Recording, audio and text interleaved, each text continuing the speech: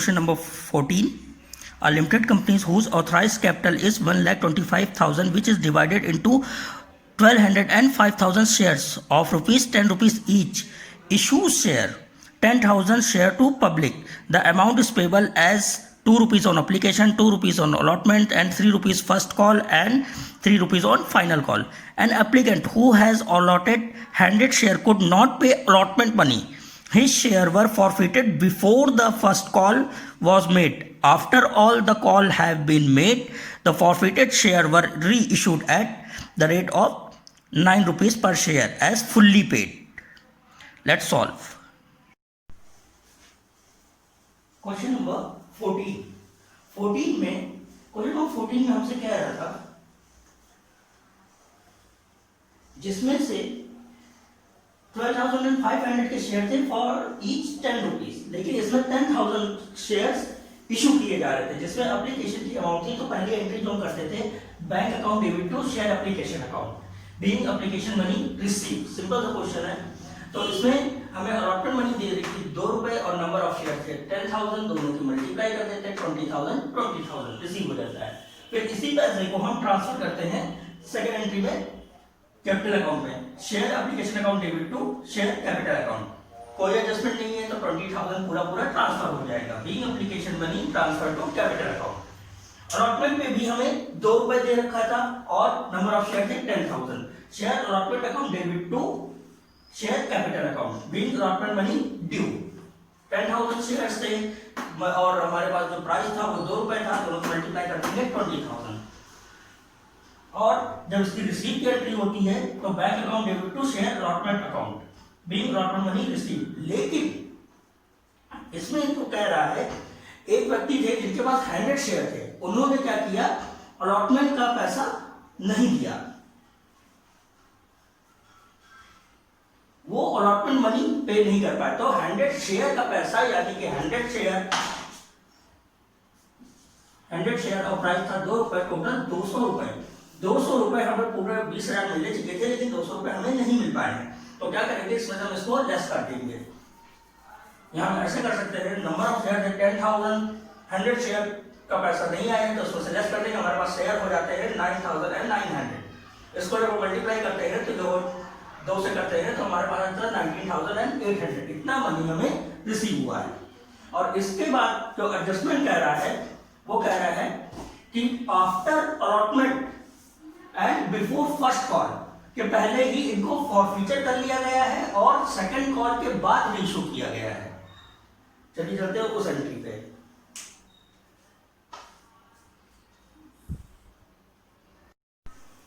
इसके बाद हमें क्वेश्चन में कहा गया था जो फॉरफीचर है वो हमें आफ्टर अलॉटमेंट करना है, मींस अलॉटमेंट की एंट्री के बाद फॉरफीचर की एंट्री करनी है और फर्स्ट कॉल के पहले करनी है।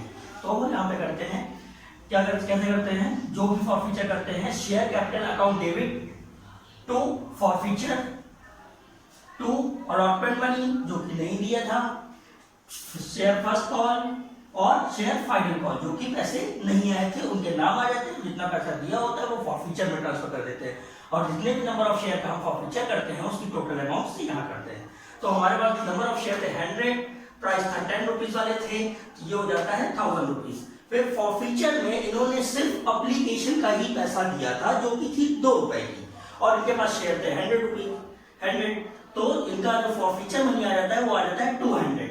इसी तरह से अलॉटमेंट जो कि इन्होंने नहीं पे किया था और अलॉटमेंट से कोई भी पैसा नहीं पे किया है, तो अलॉटमेंट से जब कोई पैसा पे नहीं किया है तो क्या करेंगे, 2 रुपए की अलॉटमेंट थी, 3 रुपए की फर्स्ट कॉल थी और 3 रुपए की ही फाइनल कॉल थी और इस पे नंबर ऑफ शेयर थे इनके 100। तो तीनों की जब हम मल्टीप्लाई करते हैं तो यहाँ पे allotment money, first call money and final call money हमारी निकल कर आ जाती है। देन फॉरफीचर ऑफ शेयर्स, ये हमारी नरेशन होगी। अब इसके बाद हमें रीइशू की एंट्री अभी नहीं करनी है, रीइशू की एंट्री करनी है आफ्टर फाइनल कॉल।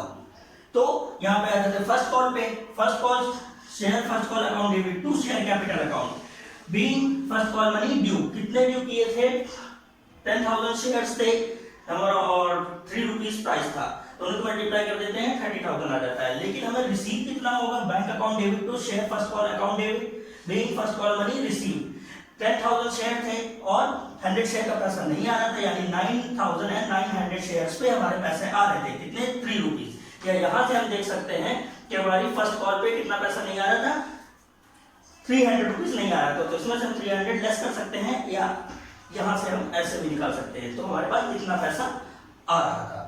अब हम चलते हैं फाइनल कॉल पे, देन रीइश्यू।